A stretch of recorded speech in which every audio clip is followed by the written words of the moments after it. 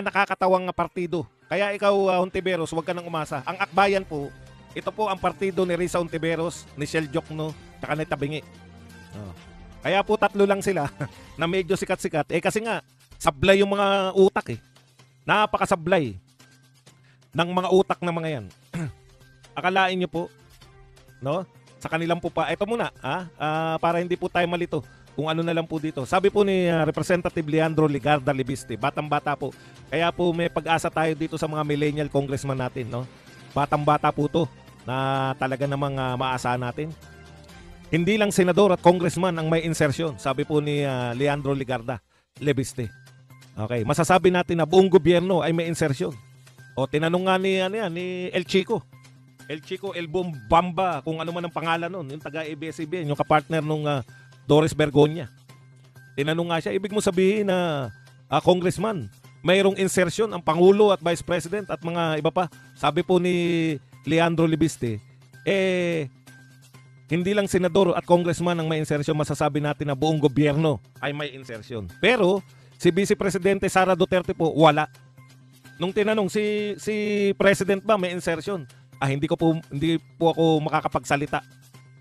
Siyempre, alam mo naman, hindi niya nasasabi pero hindi niya sinabing wala. Samantalang si BP Sara, talagang direkta niya sinabi, walang insertion. Si BP Sara, maraming salamat sa iyo, sa batang-batang mga congressman katulad nito ni Leandro Libiste at saka to si Miao Miao, Congressman Barsaga. Dahil po sa mga ginagawa ninyo, hindi po kayo natatakot, no? Na masagasaan yung mga malalaking tao sa lipunan. Kaya maraming salamat sa ginagawa ninyong pagbubulgar. Kasi pinag-aralan niya mga kapatid eh. Lahat daw may insertion, maliban lang po kay BP Sara. No. Grabe, no? Ibig sabihin po, sa insertion, alam na natin yan, sinabi po yan, and I quote, si Bryce Hernandez po ng isa po sa mga tinatawag na BGC Boys ng Bulacan. No? Ano po sabi? Lahat ng may insertion, lahat ng proponent, lahat ng mga nagsumikap para magkaroon ng insertion, lahat po tumanggap. Grabe. So, ibig sabihin, lahat po tumanggap. Pwera lang po si BP Sara. At dahil dyan, dahil po si BP Sara ay tapat na naglilingkod sa taong bayan, hindi po magnanakaw, wala pong ninakaw, wala pong insertion, bukas po sa rally ng 3 million march. 3 million march ba yun? 1 trillion march pala. Sa rally po ng 1 trillion march, ito po ang sigaw ng mga Akbayan Group mula po sa kanilang presidente. Ito po yung pumalit na kay Risa Hontiveros. Ito po yung partido ni Risa Hontiveros. Sabi ni Rafaela David, naniniwala po tayo na kailangan din papanagutin si BP Sara. Dapat nga na-impeach naman siya. Yes po, pwede ang Sara Duterte resign. So sa rally po ng Akbayan, kasama po ng iba't ibang grupo yung tinatawag na trillion peso march. Nililin lang po nila yung tao, no? Nililin lang po nila yung tao. Akalain nyo po, lahat ng nasa gobyerno, halos lahat, sabi po ni Ligarda, Libiste pala, lahat ng tao sa gobyerno mula po presidente, maliban kay BP Sara, may insertion. Pagkatapos, kung sino pa po yung walang insertion, kung sino pa po yung nagtatrabaho ng tapat, yun po ang ipinapanawagan nila na Sara resign. No? Ayan, basahin po natin ng konti. Sara resign pwede, Marcos resign hindi pwede. Anak ng tinapay, hindi. Pag pumunta ka po sa kanilang rally bukas, Sara resign. Akala ko po ba anti-corruption yan? Nagsabi na nga na corruption. Nagsabi na nga ang corruption, insertion. Ang mga corrupt yung may mga tinatanggap, yung mga namomorsyento, yung nabibigyan ng maletang basura. No? Akalain ninyo, Sara resign pwede, Marcos resign hindi pwede. Tapos sasabihin nyo, anti-corruption kayo. Magiging bukas daw ang Akbayan Party List sa panawagang Sara Duterte resign sa idaraos na trillion peso march laban sa korupsyon sa EDSA People Power Monument sa linggo, November 30. Ayon kay Akbayan President Rafaela David sa panayam ni Ted Filon and DJ Chacha, hindi rin naman daw sila mag-atubili na maging bukas sa panawagang Marcos resign. Pero mas mabuti raw na intayin muna ang ebidensya laban kay President Marcos. Nere-respeto natin ang mga ilang pong gano'n ng panawagan, etc. If the evidence points, etc. Okay, ang tanong lang mga kapatid, wala nga pong sabi nila bago sila manawagan ng Marcos resign, dapat po may ebidensya muna laban kay Marcos. Nuknukan ng aralan lang po natin tong mga taga-akbayan, no. Ang ebidensya po, hindi lang po resibo, hindi lang po mga kasulatan, hindi lang po mga anong tawag diyan, yung mga nahahawakan na ebidensya. Meron din tayong tinatawag na testimonial evidence. Ebidensya po yung testimonya. Wala pa po ba kayong naririnig sa mga testigo na idinadawit po? Ngayon eto magtapatan po tayo. Ang sabi nga po, ito mas maganda to, si Harold Respicio na po ang papagsalitain natin. Yung main issue dito ay tapos na po. Pasok, Yung main issue dito ay tapos na po. Yung main issue dito ay tapos na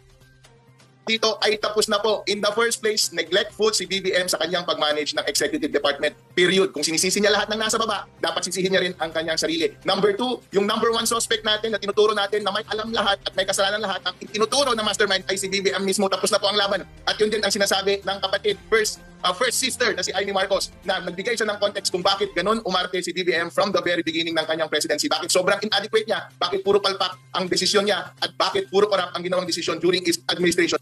Yung main issue dito... Mike, yan. Narinig po natin, malinaw po yung sinabi ni Attorney Respicio. Kung di ako nagkakamali, Vice Mayor po to, na Vice Mayor-elect. Malinaw po yung sinabi niya na lagana po ang korupsyon at sinisisi po ni BBM lahat ng nasa baba niya. No? Lahat po na nasa baba ni BBM, sinisisi niya po. Maliban, kumbaga, executive secretary na nga kasama pa Ibig sabihin lahat po na nasa gobyerno sinisisi ni BBM na kayo mga korap kayo lahat, mahiya naman kayo, korap kayo. Pero sa tingin niya wala pa rin siyang pananagutan. Alam po ninyo, bilang pinuno po, hindi lang po sapat na ikaw iligtas mo yung sarili mo, sabihin mo na wala akong kinalaman diyan, no? Maganda po yung sinabi ni Anjo Iliana. Teka muna, dito muna tayo kay Respicio. Una po sinasabi, baka sabihin niyo naman, no, wala pa raw ebidensya. Yung sinasabi ng lahat na mastermind, lahat ng testigo nakaturo ang mastermind si Saldico. Sinasabi naman ni Saldico, ang mastermind niya, ang may pinakamalaking tinatanggap sa kanilang lahat ay si BBM mismo. Hindi po tayo nagsabi niyan. Ang dami na pong video ni BBM. Ang dami na pong video pala ni Saldico. Kaya wag niyo pong sabihin na wala pa rin pong ebidensya.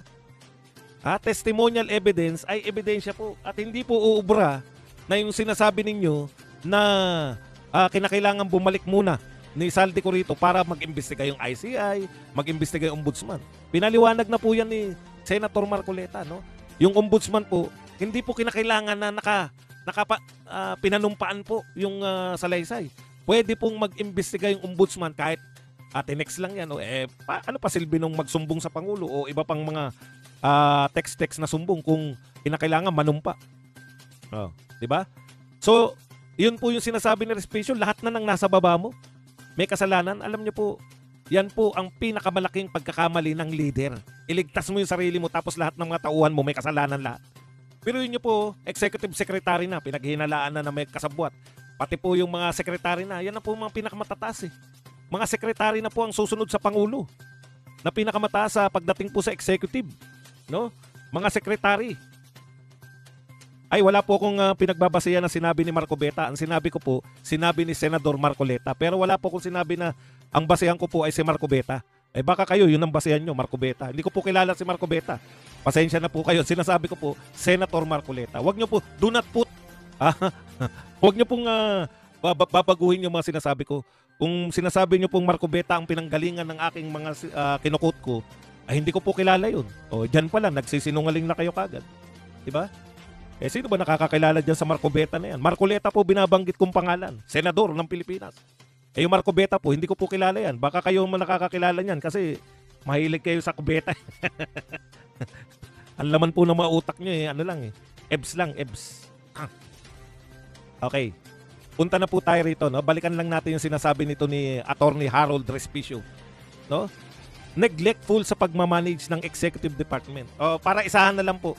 Pakinggan din po natin konti itong alam nyo, napaka-practical pa po ng sinasabi nito ni, asa na ba yun? Inano ko na yun bakit nawala na naman? Yung kay Anjo Iliana.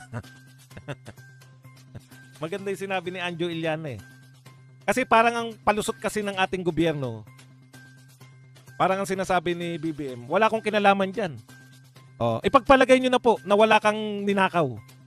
Pero meron ka pa rin pong responsibilidad dahil ikaw po yung presidente ng Pilipinas. Hindi po pwede na. Aminado na ang lahat, pati kayo, Mr. President, na napakalawak ng korupsyon. Halos all of government may korupsyon. Tapos wala kayong kinalaman. Palagay nyo na. Palagay na po ninyo na kayo po ay wala pong kasalanan. Wala po kayong ninakaw. Napaka-tuwid nyo po. Matuwid po kayo. O yan, pagpalagay na natin. Ipagpalagay na nating matuwid po kayo. No?